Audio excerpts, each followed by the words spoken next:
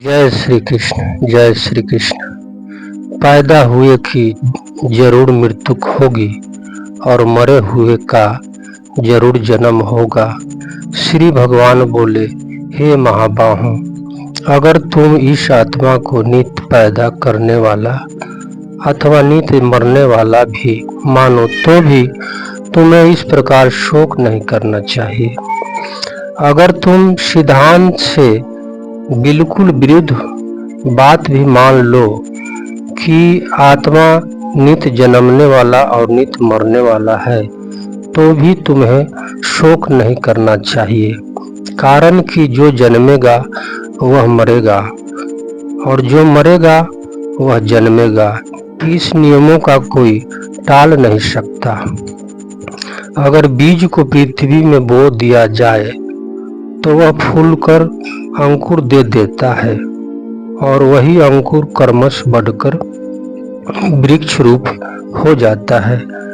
इसमें सूक्ष्म दृष्टि से देखा जाए कि क्या वह बीज एक क्षण भी एक रूप से रहा। पृथ्वी में वह पहले अपने कठोर रूप को छोड़कर कोमल रूप में हो गया, फिर कोमल रूप को छोड़कर अंकुर रूप में हो गया, इसके बाद अंकुर रूप को छोड़कर वृक्ष रूप में हो गया और अंत में आयु समाप्त होने पर वह सूख गया। इस तरह बीज एक क्षण भी एक रूप से नहीं रहा, प्रस्तुत प्रति क्षण बदलता रहा। अगर बीज एक क्षण भी एक रूप से रहता तो वृक्ष के सूखने तक की क्रिया कैसे होती। उसने पहले रूप को छोड़कर यह उसका मरण हुआ और दूसरे रूप को धारण किया, यह उसका जन्म हुआ। इस तरह वह प्रति क्षण ही जन्मता मरता रहा। बीज की ही तरह यह शरीर है। बहुत सूक्ष्म रूप से वीर्य का जंतु रज के साथ मिला। वह बढ़ते बढ़ते बच्चे के रूप में हो गया और फिर जन्म गया। जन्म के बाद वह बढ़ा, फिर घटा और अंत में मर गया। इस तरह शरीर एक क्षण भी एक रूप से न रहकर बदलता रहा, अर्थात प्रति क्षण मरता जन्मता रहा। श्री भगवान कहते हैं कि अगर तुम शरीर की तरह आत्मा को भी नित्य जन्मने मरने वाला मान लो तो भी यह शोक का विषय हो ही नहीं सकता। कारण कि पैदा हुए की जरूर मृत्यु होगी और मरे हुए का जरूर जन्म होगा।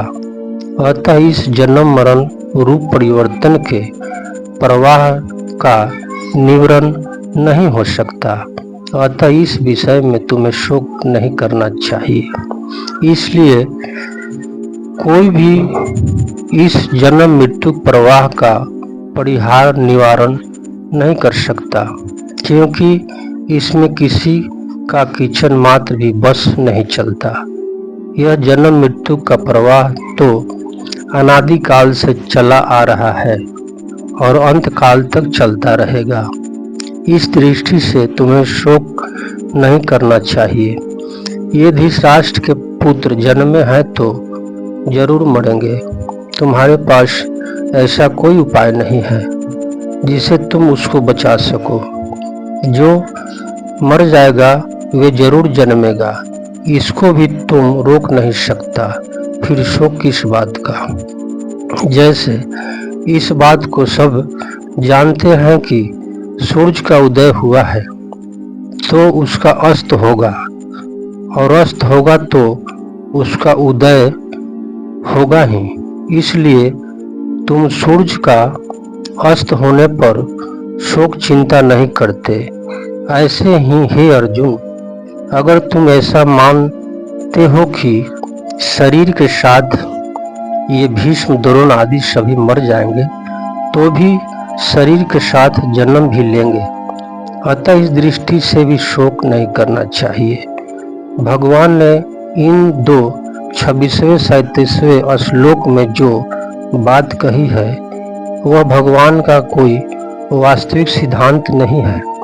अतः अथ च पद देकर भगवान ने दूसरे शरीर आत्मा को एक साथ मरने वाली पक्ष की बात कही है कि ऐसा सिद्धांत तो है नहीं, पर अगर तू ऐसा भी मान ले तो भी शोक करना उचित नहीं है।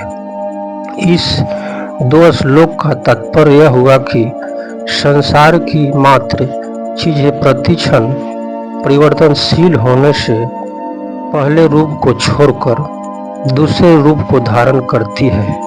इसमें पहले रूप को छोड़ना यह मरण हो गया और दूसरे रूप को धारण करना यह जन्मना हो गया। इस प्रकार जो जन्मता है उसकी मृत्यु होती है और जिनकी मृत्यु होती है वह फिर जन्मता है। यह प्रवाह तो हरदम चलता ही रहता है। इस दृष्टि से भी शोक नहीं करना चाहिए। प्रविष्ट भाव, किसी प्रियजन की मृत्यु हो जाए, धन नष्ट हो जाए तो मनुष्य को शोक होता है।